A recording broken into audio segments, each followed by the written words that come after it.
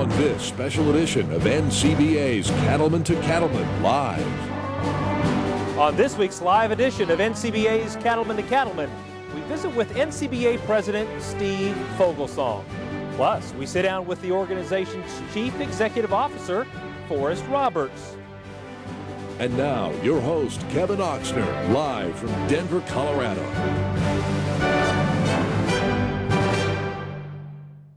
Hello and welcome to this special live edition of NCBA's Cattlemen to Cattlemen. I'm Kevin Oxner, and we're coming to you from the 2011 Cattle Industry Annual Convention and NCBA Trade Show right here in Denver, Colorado. Topping this week's cattle industry news, there are now new dietary guidelines available for Americans to follow. This week, the U.S. Department of Agriculture and the Health and Human Services Department released new information on how you should manage your diet. One of the biggest notes in the guidelines calls for a balanced, nutrient-dense diet. There are 29 lean cuts of beef that fit well into Americans' diets. The guidelines also called for Americans to limit salt intake and manage the amounts of calories they eat each day. Each year, the cattlemen and cattlewomen from around the country gather to do the business of our industry and to plan for the future. Leading that charge is our Chief Executive Officer of the National Cattlemen's Beef Association, Forrest Roberts. Forrest, thanks so much for coming to the show. Kevin, thanks for having me. You know, we heard the State of the Union just recently from President Obama. What is the state of the beef industry from your perspective?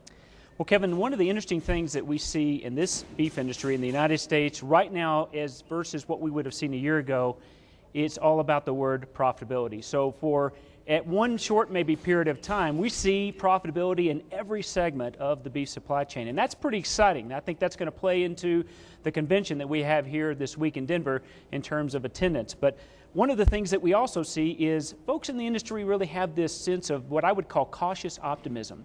You know, you have high record prices, but at the same time, you've got input costs that are rising. Obviously, everyone knows the situation within the corn market, but also if you look at other inputs like fuel, if you look at other challenges in terms of like access to credit, those are things that really kind of give a producer a sense of cautious optimism. So if I really were to boil it down to one thing, and given that we have the smallest cow herd since back into the 1950s, it's producers entering into this week with a sense of cautious optimism. That's a great point. You know, the last couple of years as I've been doing this show, probably the one word I've heard more often than not is uncertainty. So as you look into your crystal ball, what do you see for the future? I see an industry, Kevin, that is absolutely poised for growth. It's an industry that if you connect back to the thoughts of, okay, we have a cow herd that's the smallest since back about 1953, you've got an opportunity to then back up and look at, okay, what may happen in the global population growth that we're going to have between now and, say, 2020 or even out to 2040. So when we look at global population, we're going to grow from about 6.8 billion people to around 9.5 billion people. And what that's going to require is for us to produce 100% more food just to feed this growing population. So when you start to look at that scenario over the next 20 to 40 years, and you look at the U.S. beef industry and the infrastructure that we have here in this country, it's absolutely second to none. So what I see is an opportunity for an industry to grow. And if you look at a lot of industries that may have been retracting here over the past couple of years, that's one of the most exciting things as we look into the future out 5 and 10 and 20 and even 40 years. That's why we have been so focused, as you well know, here for the past 6 months, looking at what are all of those opportunities and framing that into what we call the update to the beef industry long-range plan. That's going to be one of the key things that we're talking about here this week in Denver. And at the end of the week, what we hope we have is this new 3 to 5 year roadmap approved by our board, and that really sets the tone for where we focus as we go into the next 3 years. So what does that mean for NCBA itself? I mean, what are your priorities as you look ahead at 2011? That's a good question. We have an opportunity to really focus on what I call the 3 pillars of what NCBA really is and what we do and what we're all about. The first really starts to say, okay, in the U.S., we have a very core domestic demand for beef here. So we are a very proud contractor to the Beef Checkoff program, and a lot of the efforts that we have around building demand for beef center right there. If you look at the second area of our focus, it's around gaining access to a lot of these key export markets around the globe, namely the Asian markets and the opportunities that we have for growth there. And last but certainly not least, we have a business climate we have an opportunity to focus with folks in Washington, D.C., for example, and really try to understand how we can give more freedom to operate for these producers across the country. So tell me this, Forrest, what can we as producers do to fully capitalize on those opportunities that you mentioned? Well, NCBA is an organization that prides ourselves with a purpose. It's a purpose that we work our tails off every day to obtain, and that is to earn the right with every producer out there watching tonight, to earn their trust, to be a leader and a definitive voice of this U.S. beef industry. And the one charge that I would ask, in order for us to achieve all of the opportunities that are ahead, we have to have an industry that is very unified around a common plan, and we have to have people in the country that are actively engaged within the process, helping us make the right decisions so that we can leverage and capitalize on this opportunity that's out in front of us. Well, I know you have a busy week, and I appreciate you taking a few minutes to come and visit with us this evening. Good luck for a great convention. You bet. Thanks, Kevin. Join Forrest and members of the National Cattlemen's Beef Association today. Call us at 1-866-USA-BEEF or visit us at beefusa.org. It's a big job representing America's cattlemen and cattlewomen over the last year. The responsibility has fallen to an Illinois cattleman, Steve Fogelsong. Cattleman to Cattleman reporter Brian Baxter has more on this diverse NCBA president. You'll find the Black Gold Ranch and Feedlot about 60 miles southwest of Peoria, Illinois. Steve Fogelsong and his wife Linda started this family-owned and operated cattle ranch in 1994. We're a pretty diversified outfit. We're in the feedlot business. Well, obviously, we're in the heifer development business. We're in the cow-calf business, and we actually have some hogs. So we kind of cover all the gamut, and we've got several hundred acres of crop ground as well. We've been in the feeding business and the cow-calf business for, probably 30 years. And ever since my wife and I got married, we've always been doing that, and even before. And we just kind of continued to expand it and gave us the opportunity then to bring our family in as well. And they've all got a place to be and something to do every day. Today, 3 generations of Fogelsongs work together to keep the operation running strong. That support will be vital in 2010 because as NCBA president, Steve expects to spend almost 300 days on the road meeting with his fellow cattlemen. I'll disappear for a week, and these guys have to run the place when I'm gone. And that's great that they can, and that's the only reason I can get away is the fact that I know that they'll take care of everything and it'll be fine. He's going to be gone 280 days out of the year, so he's got to leave everything to us and hope that we raise us right and taught us right to do things, take care of everything while he's gone. We're fairly young for running a ranch, but he started us when we were old enough to walk. We wrecked more equipment than most people do when they're 16 by the time we were 16, and it's cost him a lot to train us at an early age, but we've come accustomed to running everything. A hallmark of the Fogelsong family is a commitment to stewardship and improving the land they have. In addition to building new lakes and ponds to serve as wildlife habitat, they raise pheasant and quail to help increase the local population. They also protect their land by using rotational grazing and recycling manure into fertilizer for their crops. We're about as green as it gets here. Everything that we take off of it goes into the livestock and we put it all back, and that's how we kind of make the cycle of life work here. We've been working on building the soil and fixing the pastures up, for the last virtually 15 years, and kind of got it where we want it now. Steve is active in many ag organizations. A past president of the Illinois Beef Association, Steve also served on the Cattlemen's Beef Board. Now he steps into the role of president of NCBA, representing cattlemen all across the country. Steve will make a great NCBA president. He's a type A personality. He can do multitasking to the utmost. He runs the farm from afar and can keep many things going at the same time. He's a learner. He soaks it in, he learns from everybody, and I think that's important, and he has a passion for it. He has a passion for the industry. He believes in it. He believes that being a part of NCBA is what's going to make our family farm work also. I'm going to try to encourage everybody, small cow-calf producers to big feed yard owners, everybody that's involved in the cattle business, to join together and come together I think we need to work on making the state affiliates take ownership in NCBA and having them feel like they actually own it and work with it like it's part of them, not maybe just an association, but actually take ownership in that. I think through that we'll be able to expand our numbers beyond the 32,000 members NCBA's got and get that outreach out into the 250,000 people that actually belong to state associations. Committed to growing NCBA membership, Steve is a believer in the value of cattlemen joining together to accomplish shared goals. One guy and his voice can never be heard. Only by combining all of us, accumulating everybody together, do we have an opportunity to go to Washington, D.C. and have our voice heard out there. And that is only by the fact that we pool our resources and we put together dollars and we hire the very best people to be there every day. Steve's passion for his ranch and for the beef industry is easy to see. But when the workday is over, he always finds time to unwind and have fun with his family. We kind of have a motto, work hard and play harder. And when we're done, we take off and get on one of the lakes in a boat and go tubing or skiing or do something like that. We certainly try to enjoy the ranch. You know, it's not just a place to make a living, it's also where we recreate and have a great time. I mean, the greatest job in the world is when we're on vacation every day, and I guess that's how I feel most of the time.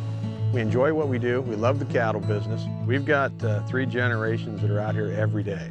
That's kind of why we do what we do, so you can pass this place on to somebody else. And every day we're out here working and building and leaving it for the next generation.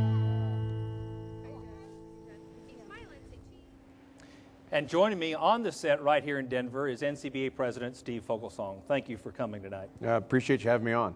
You know, you've always struck me this year as a lifelong learner, Steve, and so I'd be interested, what are some of the lessons that you've learned this year as a NCBA president? Well, you know, probably our lessons that we've learned in Washington, D.C. You know, it's been an interesting ride here this year. You know, been an awful lot of stuff that's taken place that really could have affected us as cattle producers, and NCBA has worked really hard, you know, to be an advocate and to be the voice for cattle producers in D.C. And I think just understanding what each of us as producers, what our role needs to be in affecting those policies, picking up the phone and calling our representatives. I think that's my key learning, that it's not enough anymore just to be, you know, in charge of making the very best product and the food in the world. We've got to be willing to step up and tell tell consumers and our legislators all about that. Well, and let's follow up on that. Frankly, you've wrestled with some really tough issues this year, whether it be GIPSA, the death tax, and some issues that could have huge impacts on our industry. What do you want the average producer sitting at home watching this TV show to know about these issues? Well, I think you mentioned 3 of them that have been big key deals as far as cattle producers. The GIPSA deal, we managed that through an awful lot of issues throughout the summer. You know, we had hearings all over, you know, and a lot of press, and we managed that, and we got that issue to the point where, you know, the Secretary has sent it for an economic analysis, something we thought he should have done from the get-go, and now we're going to get that done. The EPA thing, you know, it's been kind of run rampant. There's an awful lot of regulation that's played out there, and we've worked diligently on that, and you know, just the fact that those are just 2 really good examples. And then I think the one that I like to talk about the most, I think we really affected this death tax issue. That's something that reaches into farms and ranches across the country, and it's something that can break those places pretty easy. And I think we did a great job of getting that out, getting to the forefront, and finally getting a semi-solution, at least for a couple of years, where producers have the opportunity then to, you know, take a look at their states and figure out how to manage that and not risk losing the ranch. I know you've enjoyed this opportunity to serve your fellow cattlemen, but what are you looking forward to after your tenure is done? Oh, my wife and I, we talk about it all the time. People ask her, you know, what's he going to do? She goes, I don't think he's sitting still. We've got a few ideas up our sleeve, you know. We're builders and expanders. We're looking to do more at our ranch and other places as well, so we're going to get right after it. Well, thank you so much for all you have done and continue to do for our industry. We appreciate that. You bet. Your work leading the National Cattlemen's Beef Association is important to everyone. So join the cattlemen just like Steve as a member of the National Cattlemen's Beef Association. It's easy to do. Just call us at 1-866-USA-BEEF or visit us at beefusa.org. It's an investment in the future of your operation. We're live tonight from the 2011 Cattle Industry Annual Convention and NCBA Trade Show right here in Denver, Colorado. Ahead, we'll talk with some of the experts in learning more about what's in store for 2011. Stay with us. We'll be right back. Join the National Cattlemen's Beef Association. NCBA is the premier cattle industry organization representing your best interests in Washington, D.C. and across the country. I want to have my voice heard, and this is the strongest way I can speak it, is through NCBA. And my little voice gets a lot of magnitude with this group. Well, I've been an NCBA member for a long time. My family thoroughly believes in giving back to the industry that they make a living from, and I've carried that on from generation to generation, and this is the organization of choice for the beef industry. Every day, NCBA works to represent you on issues including trade, taxes, food safety and nutrition, animal welfare, and the environment. The main reason I'm an NCBA member is to become engaged, more knowledgeable about everything that's going on in the beef industry. It's easy to join NCBA. Just visit beefusa.org or call us at 1-866-USA-BEEF. Horn flies irritate cattle and can negatively affect the profit of your beef operation. Financial losses include decreased weight gains, feed efficiency, and milk yields. For as little as 3 to 5 cents per head per day, Alticid IGR is a feed-through that goes to work in cattle manure where horn flies lay their eggs. Alticid IGR prevents horn fly larvae from developing into breeding, biting adults. Keep your cattle peaceful, profitable, and horn fly free with Alticid IGR in your supplement program. To learn more, visit AlticidIGR.com or call your distributor. And be sure to visit the Fly Termination Station booth 5089 at the NCBA Trade Show. You're not responsible for the weather, just the cattle. And Rangeland works as hard as you do to deliver performance, production, and profitability. Cattle need consistent nutrition. They'll get it year-round with Rangeland products from Land O'Lakes. Deliver what they need free choice in weather-resistant loose minerals and mineral and protein tubs. Get the most out of your forage. See your Land O'Lakes Co-op for products that will stand up to whatever Mother Nature throws at us. Weather's coming in. Rangeland. Consider it done.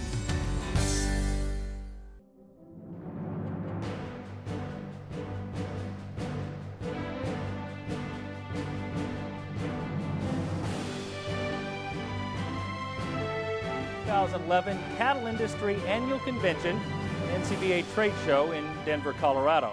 Tonight we're talking trade with some of our industry's leading experts. And joining me on the set tonight are Phil Singh, President and CEO of the Meat Export Federation, Greg Dowd, Chief Economist with the National Cattlemen's Beef Association, and Brett Stewart, Market Analyst for Cattle Facts. Thanks so much for joining us, gentlemen.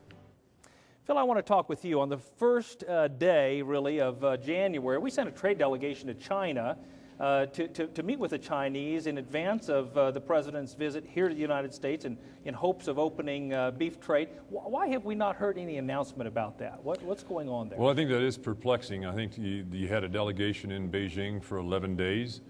They came home without any discernible results.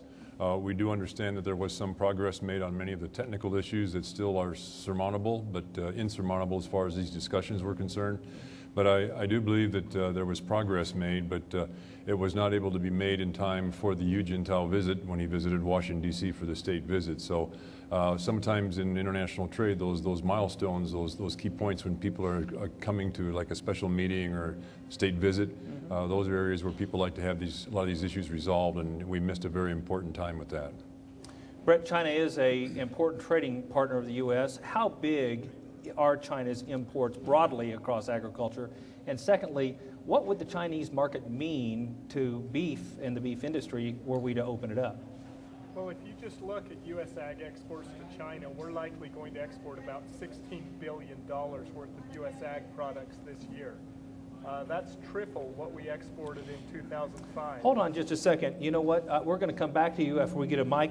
Greg, I want to follow up with you and talk just a little bit about BSE and what that means. It's been 7 years since that thing tore up our export markets, and we still don't have access to China. We have limited access to Japan and several other markets. Are folks working on our behalf back in Washington, D.C. to make something happen? You know, there's some fatigue on this, but they really are. As Phil said, we had a huge delegation that spent a lot of time in China.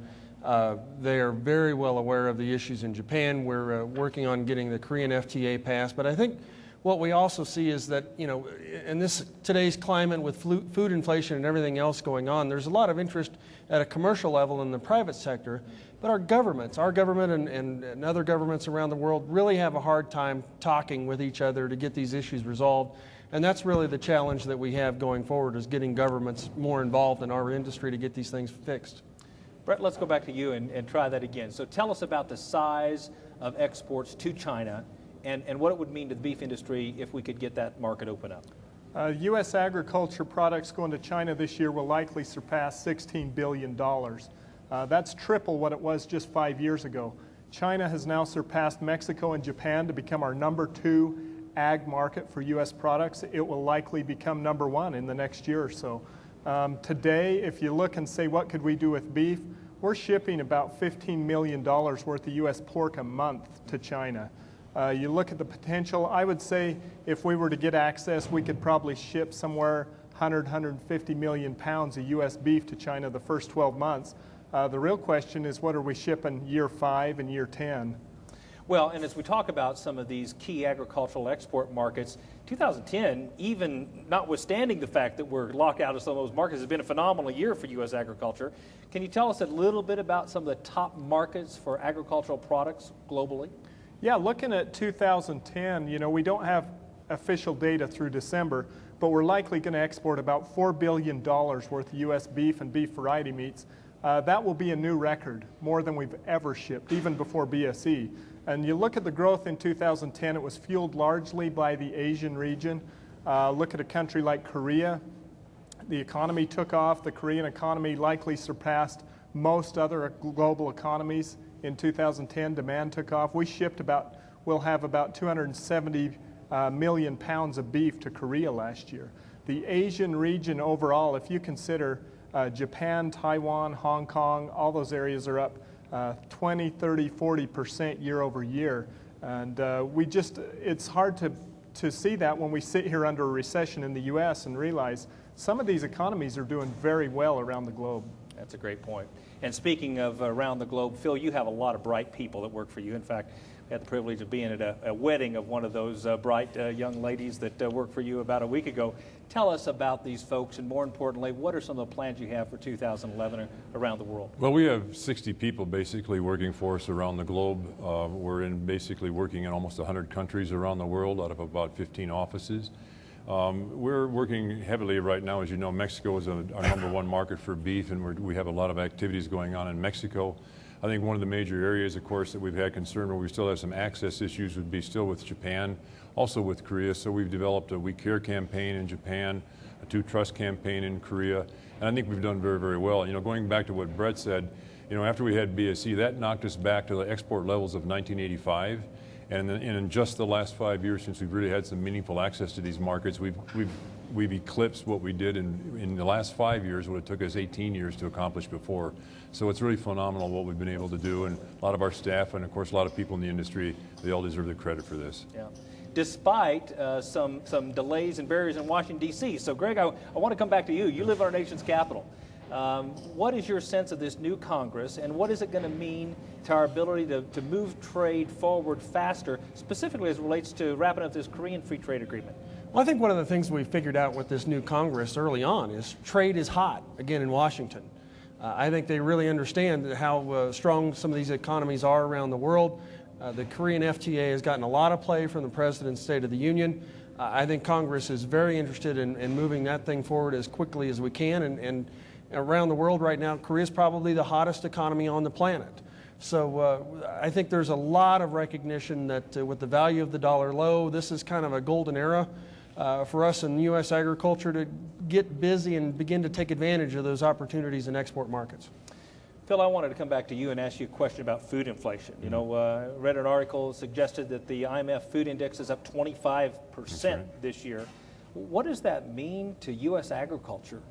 Well, I think it's very important to U.S. agriculture. Number one is, when I first started many years ago in this international area, everybody was concerned about imports. They were very concerned about their own food security. and food self-sufficiency. And now food security has become very important. And I think if you look at China, you look at Korea, you look at all these markets, and especially since BSE, there's a huge concern internationally about where will we be able to procure the products that we need for the future. And I think this has become something very symbolic when you take a look at even what's going on in the Middle East with Tunisia, also with Egypt, with other countries. I know China is obsessed with security, and for every individual in any country you go to, food is the first thing they're going to see where there's inflation or where there's shortages. And so maintaining a good, viable food supply is critical to any regime staying in power, and that's becoming more tantamount as we go forward in the future. Boy, it's been real clear the last couple of weeks. You better believe it. BSE, let me come back to that. Phil, you've mentioned it. Greg, you've talked about it. Brett, I want to put you on the hot spot. Your organization has tried to quantify what it's cost the U.S. beef industry. What are your estimates? Well, that's a real challenging question, Kevin. You know, we talk about cost, and costs are wide-ranging and widespread. I guess if you just talk in terms of value, what has this industry lost? What have beef producers lost? Over the last 7 years, we estimate those losses to be just over $20 billion. That's with a B. $20 billion. We're looking at roughly $2.9 billion a year. We've averaged the last 7 years because of not having access. We continue to lose that money. Now, you can look at those losses and purvey them out through the industry, and not just the industry. You look at what it's cost consumers.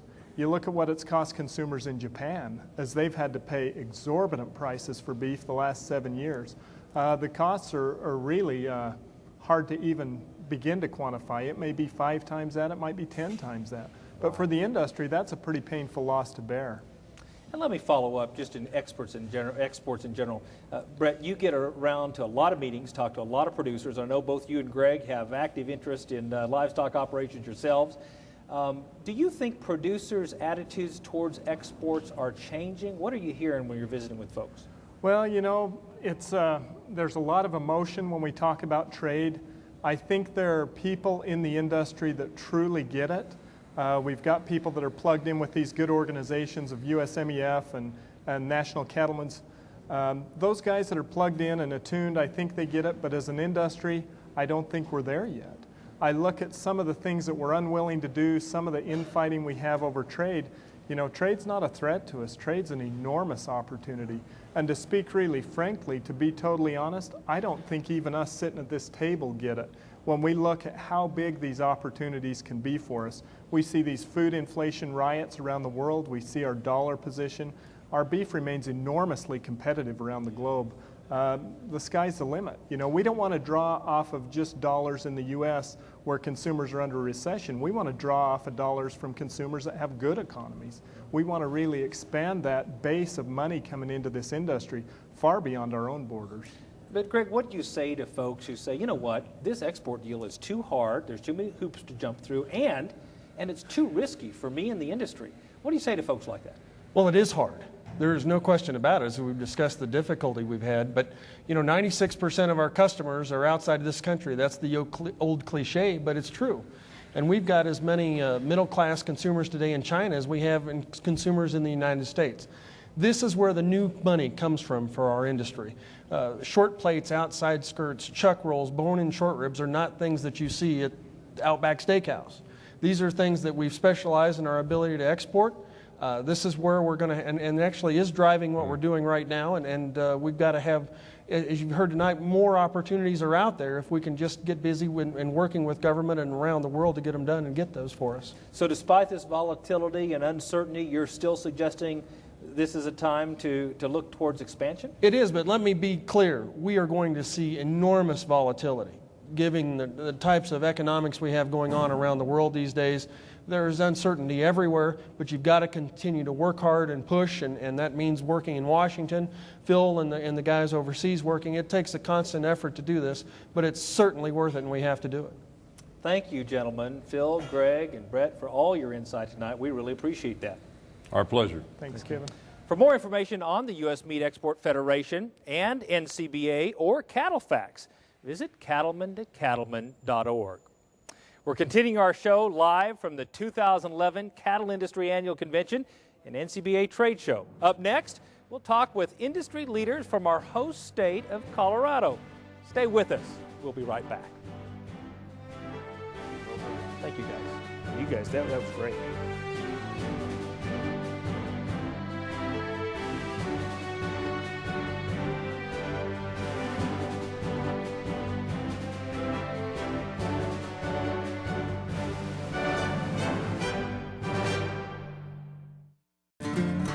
Draxxin, clearly Cattlemen's #1 choice to fight BRD. Here's why. Nothing is more depressing in a stalker business as to doctor and doctor. And you still have your chronics, you still have your death loss. And with Draxxin, we just found out that, especially with microplasts, you just had to be there to see the results. And the evidence backs up what most cattlemen already know. Draxxin cuts chronics and mortalities by 70%. So talk to your veterinarian and check the online calculator at Draxxin.com. You'll see, nothing gives you more for your money when you're fighting BRD. Just a great antibiotic. Very, very effective. Don't let the price tag scare you. It's a no-brainer. You just use it. Do not use in female dairy cattle 20 months of age or older. Do not use in calves to be processed for veal. Draxxin has a pre-slaughter withdrawal time of 18 days. Please visit Draxxin.com or call 1-888-DRAXXIN for more information. You like the John Deere 568 round baler for everything it has. Now, you like it even more for what it doesn't. Get rid of the twine tie system and run a 568 with nothing but net. That's right, nothing but easy loading, fast wrapping, bale protecting, cover edge net wrap. Put one to work in your field. See your John Deere dealer today. Win a Ford pickup or other great prizes during the Green Fever sweepstakes. See your John Deere dealer for details. Like you, Behringer Ingelheim Vetmedica Incorporated knows the territory. With over 30 years' experience, you can rest assured that when you work with us, we work for you. We have an extensive line of vaccines and parasite control products for beef cattle and offer professional support in the field. We're continually bringing you innovative animal health solutions to help you build the most profitable beef operation possible. Behringer Ingelheim. When it comes to your herd, we've got your back.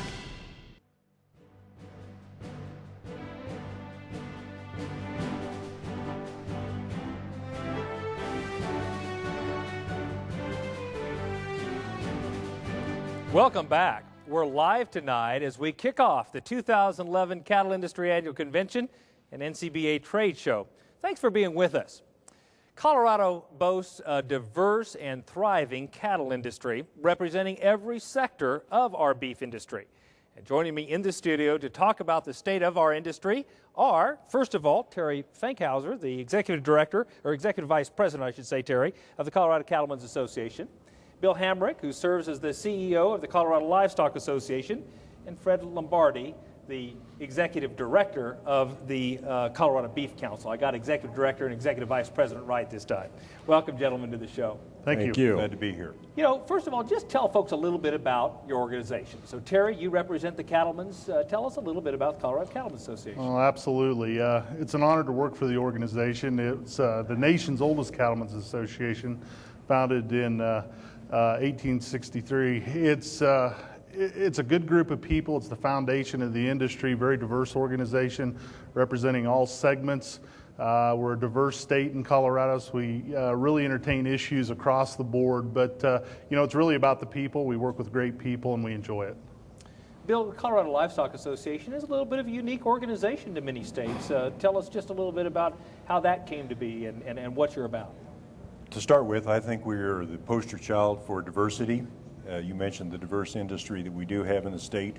We are a multi-species organization represented by beef cattle, both confined and ranching operations, dairy and sheep, and some swine. Pretty neat organization. And Fred, talk to us a little bit about the Beef Council here in the state. Well, we're in charge of the marketing. We're the checkoff part of the industry in our state. Our focus is build demand for beef, period. You know, I'd like to talk a little bit about the state of the industry here in Colorado. We do have a very vibrant beef cattle industry, from cow-calf producers all the way to packer and value-added products here. Terry, tell us just a little bit about the cattle industry here in the state. Well, not only like Colorado, but the beef industry, we're really a melting pot. It's really a systems approach to beef production. We have a good supply of grain, we have a good supply of seed stock and feeder cattle, good cow-calf industry, and one of the nation's largest in the fed industry. So we enjoy things like shorter transportation. We have a diverse makeup of private lands and federal lands and state lands. Along with that, though, we've also got a very diverse population of people. Colorado is rapidly growing. We see up to 600 acres a week or a month go out of production in agriculture in Colorado. So it has its challenges, but it also certainly has its opportunities that I think will ensure the state's an active beef producer into the future. Bill, what would you add? Kevin, I think that we have a couple of things.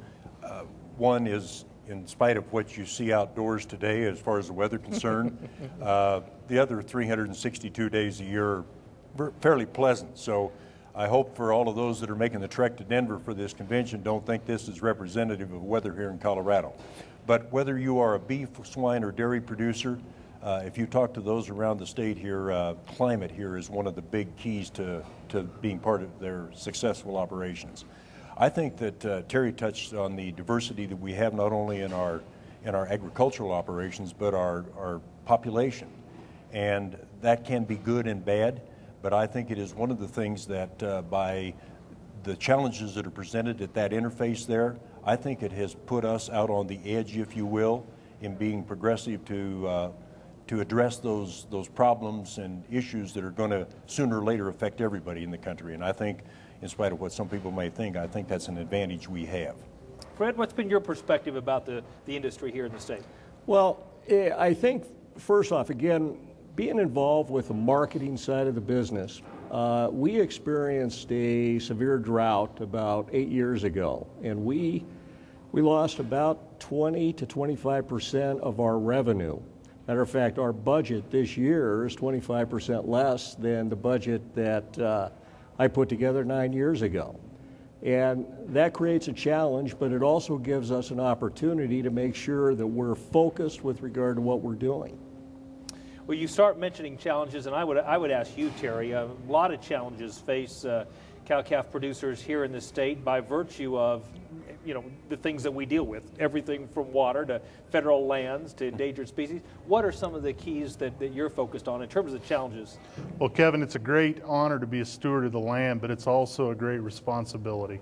And some of the major challenges that we see are obviously environmental issues, whether it's air, water, just stewardship of the land, wildlife, you name it, along with the mix of privately owned, state-owned, and federal lands. It's a real challenge to maintain a productive, profitable climate for beef producers to operate in. So as we look toward the future, that's a tremendous challenge. But issue number one for our organization, not only creating that climate, but enabling young producers to come back to the ranch and move forward with that business in a profitable way, a way that's sustainable and holds a future for the next generation. Because one thing we've learned very well is that there's no more land out there available. And when land goes out of agriculture, it's no longer going to be available to agriculture. So we have to sustain that opportunity on an ongoing basis. That's a great point. Bill, what are some of the challenges you perceive across the beef industry and the entire livestock sector? I think sustainability, and that means a lot of different things to people. Part of the tagline on a beef council ad here in Colorado is referring to the ranchers and farmers here as the original stewards of the land. And Terry's already touched on that, and I think it goes beyond that. It also is about all the other resources that we use in our production systems, whether that's air, water, both quantity and quality. And again, to go back to this population interface where we have those challenges, I think all of it has going to move together in the future, but we'll keep up. The sustainability issue.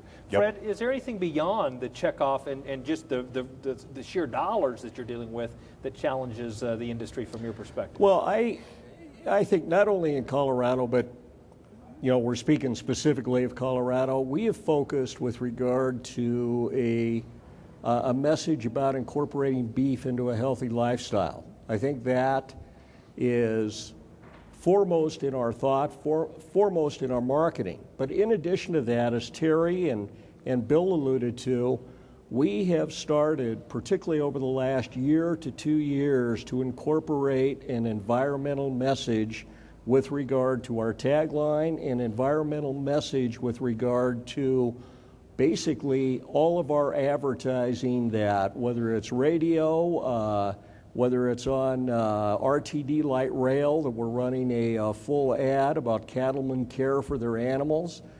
We want to make sure that we are creating a story to the consumer about the importance of animal agriculture as it pertains to the environment. It's interesting how that's changed. 20 years ago, we were focused only on the health and nutrition aspects of the product. Now we're focused more broadly.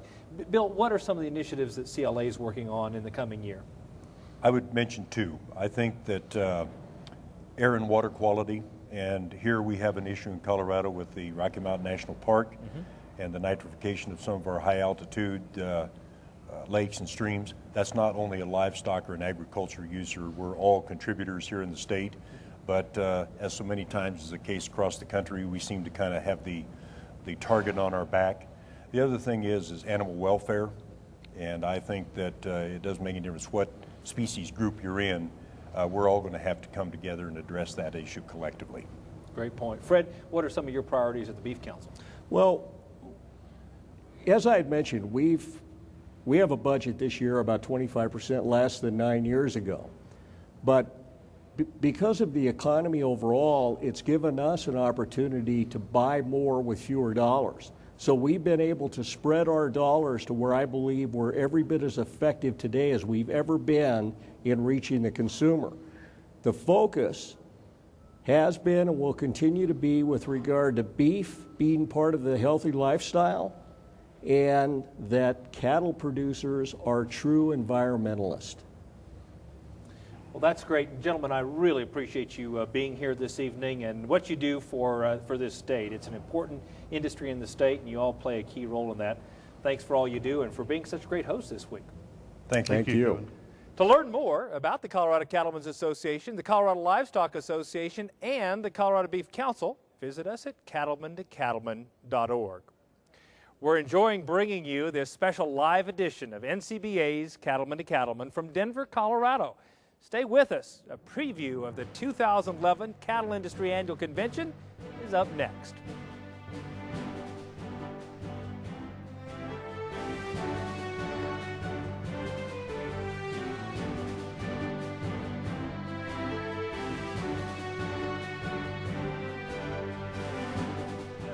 Opportunity and fun. That's what you'll find at the 2012 Cattle Industry Annual Convention and NCBA Trade Show in Nashville, Tennessee. Get your ticket to ride with your fellow cattlemen and women in the country music capital of the world. You'll find cutting-edge education, top-of-the-line technology, and entertainment that can't be beat.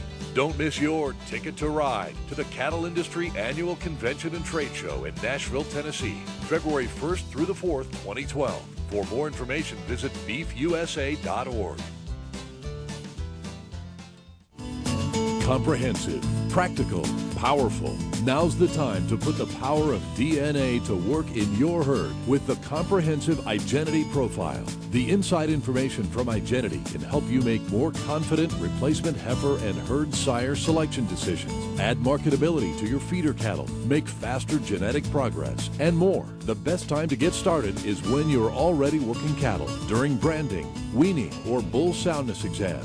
Get started today. Visit iGenity.com or call 1-877-IGENITY to put the power of DNA to work in your herd.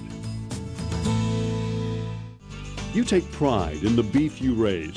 Countless hours invested to assure a safe and wholesome calf crop. Why trust that calf crop to just anyone? Experience the new Dinklage difference. With a long history and reputation for outstanding performance and cattle care. We use a combination of cutting-edge technologies and data-driven decision-making to establish our place as leaders in the cattle feeding industry. Allow Dinklage to be a part of your team in the quest to maximize your profits. With 5 locations to serve you in Wyoming, Nebraska, and Colorado. For more information on the new Dinklage difference, stop by one of our yards or visit us on the web at dinklagefeedyards.com.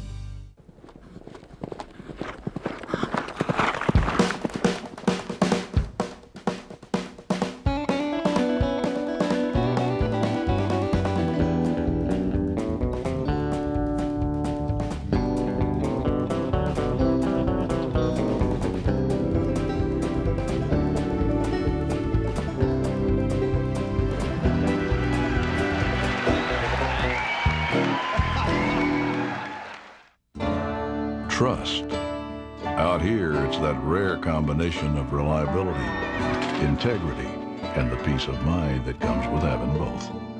After 20 years of making hitches, the B&W turnover ball has become the most trusted gooseneck hitch in the country.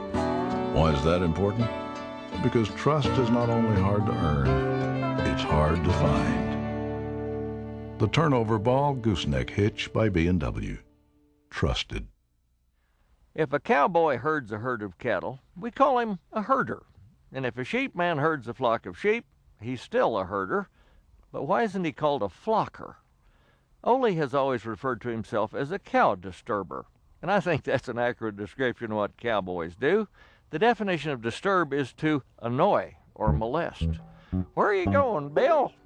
Oh, I'm going to go out and check the cows, which really means I'm going to ride into the bunch, get them all up, turn them around, and generally annoy and disturb them. Now, I grant there are occasions when we have certain definite tasks in mind, like I'm going to bring in that cow with the arrow in her side, but most of the time we're just disturbing them. If we're honest with ourselves, our language would be more forthright. The cattle foreman in the feedlot would give his instructions like this: Jason, I want you to enter that first pen in the north alley, unsettle the steers by sitting quietly for a moment, then upset them by approaching, confuse them by weaving back and forth, agitating and molesting them constantly, and badger each one until you've gotten them all up and milled around. And once you're convinced that you've stirred them up sufficiently, you may go and disturb the next pen. Or the cowman might say to his wife, Darling, I'm at the board meeting, and I'd like you to torment that heifer we got in the barn lot every 20 minutes. She's trying to calve, peek over the fence and disturb her, shine the light in her eyes to break her concentration, worry her as often as needed, and when I get back, I'll slip in and frighten her into calving. Well, in fairness, we're doing what all good shepherds do. We watch over our flocks because that is our calling. We stand guard in case any should need our help. But if truth in labeling is ever applied to our job descriptions, we'll have to be more specific about what we do. So maybe the next time somebody asks you what it is you do, try one of these on for size. Oh, I'm a herd rearranger, or a bull nudger, maybe a sheep panicker, mule cusser, equine perplexer, steer beautician, hog motivator, Holstein therapist, cow companion, dog shouter, or cowboy confabulator. That would be me. And I'm Baxter Black from out there. Baxter, and I hope my wife and kids are effectively tormenting the heifers at home.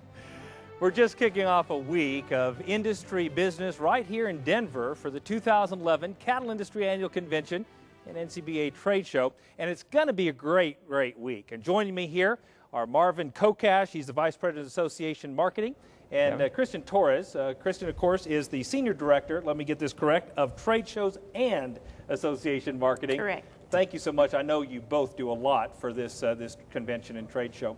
Marvin, let's start with you. Just tell us a little bit about what's ahead, other than just our live show tomorrow night, but what's ahead for the week here?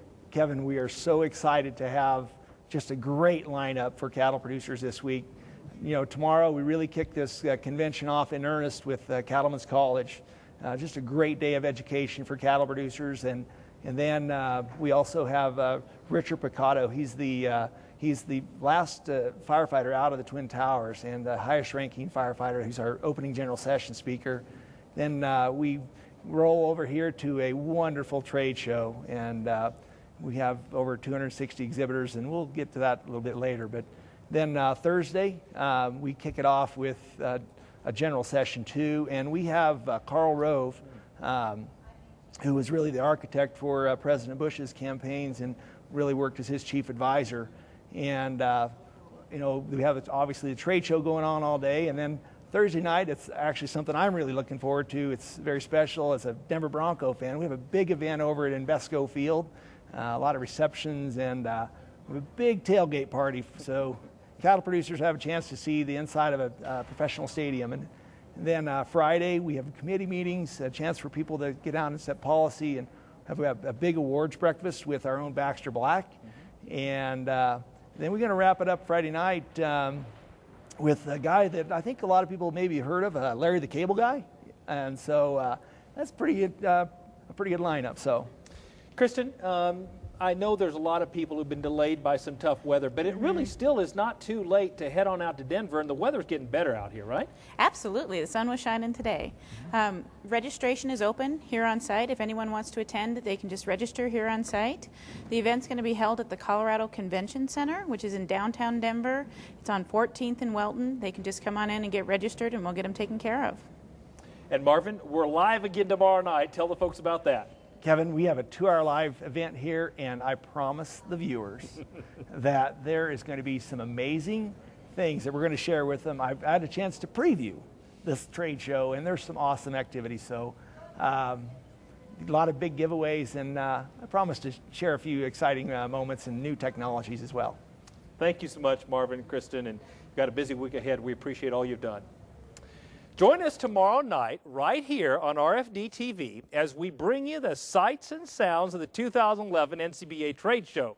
Trade show airs from 8 to 10 Eastern right here on RFD TV. Thank you for joining us for this special live edition of NCBA's Cattlemen to Cattlemen. Catch us every week on RFD TV. The show debuts Tuesday nights at 8:30 in Eastern and airs again Wednesdays at 10:30 a.m. and each Saturday morning at 9 a.m. All these times are Eastern. You can also check out the show at cattlementocattlemen.org and follow us on Facebook and Twitter. Thanks again for being with us for this special live edition of NCBA's Cattlemen to Cattlemen. We'll see you back here next week on RFD TV.